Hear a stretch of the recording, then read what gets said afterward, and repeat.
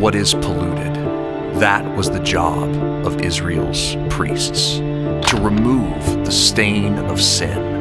That's what putting things to death was meant to achieve.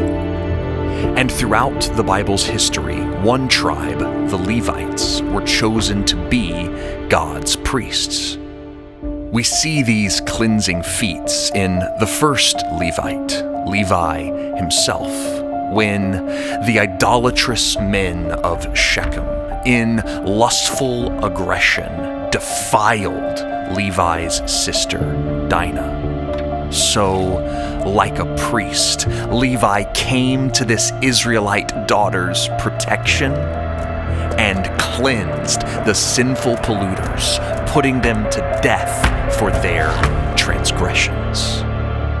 The mission of the Levites is seen again at Mount Sinai, when, after Israel's flight from their Egyptian plight, the Israelites ascribed their rescue to an idol, polluting the worship of the God who actually saved their tribes. So the priestly tribe of Levi cleansed the sinful polluters, putting them to death for their lies.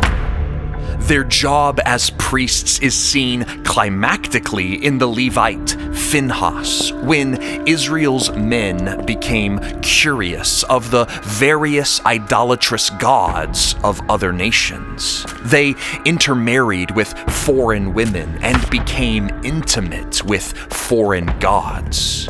So, as a climactic Levite, Phinehas cleansed the sinful polluters, putting them to death for their idolatrous lusts.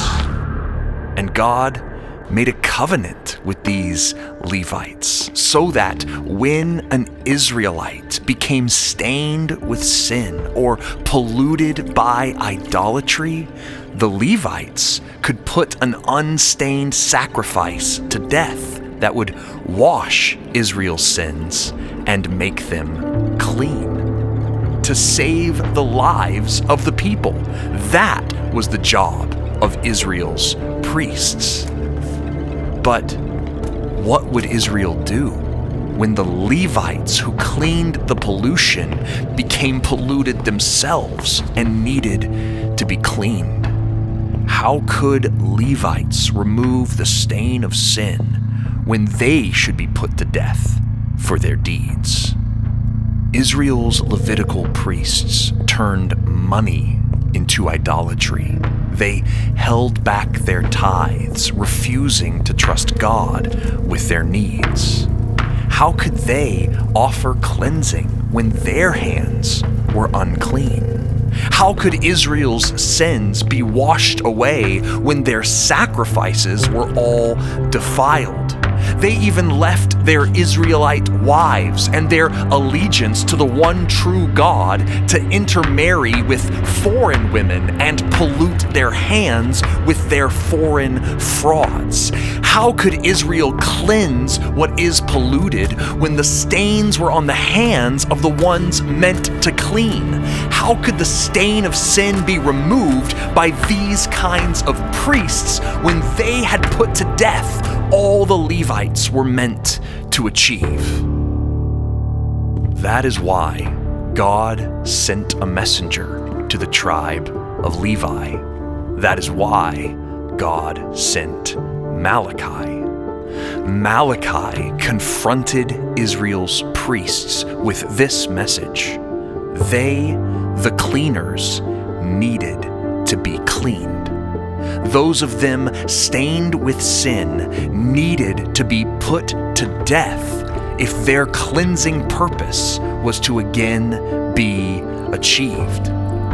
And Malachi says God will do this by sending another priest. God will send another messenger who will cleanse the Levites of their pollution so that the priests can clean Israel of her sins.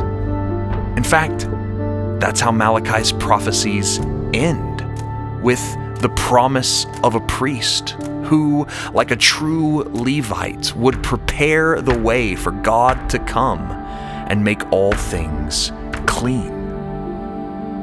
That is exactly who we meet in the son of another Levitical priest. For Zechariah, from the tribe of Levi, fathered the messenger Malachi prophesied, a messenger who would cleanse as Israel's priests hadn't, a Levite named John the Baptist. Not by accident, John called Israel to the water, a place where they could be cleaned and purified, or simply put, baptized. John the Baptist prepared the way for a new kind of sacrifice and a new kind of priest. For Jesus was God himself, unpolluted and completely clean. Yet Jesus instructed John the Baptist in baptism to symbolically put him to death. And in that moment, John the Baptist became the final Levite, for he prepared the final sacrifice. Because Jesus would lay down his unpolluted life to clean every stain off of every tribe, the unpolluted Jesus would be put to death to save our polluted lives. That is why, like Malachi, Jesus went to the home of the Levites. He went to the temple. Jesus turned over its tables as a symbol that he had come to cleanse all that is polluted and put an end to all that is Levitical.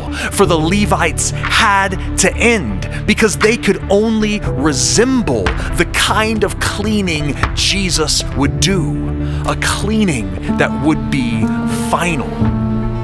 Jesus, the ultimate priest, provided cleansing for the outcasts and foreigners. He provided forgiveness for the polluted and adulterers. Jesus purified those plagued by spirits that were unclean.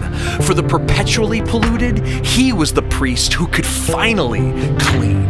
Jesus even cleansed the harshest blow sin's pollution has ever dealt, for he was put to death to wash away death itself. John, the final Levite, prepared the final sacrifice in Jesus the Christ, so that he could clean all that is polluted. For that is the job of Jesus, our eternal priest. He removes the stains of our sin. That's what putting Jesus to death has finally achieved.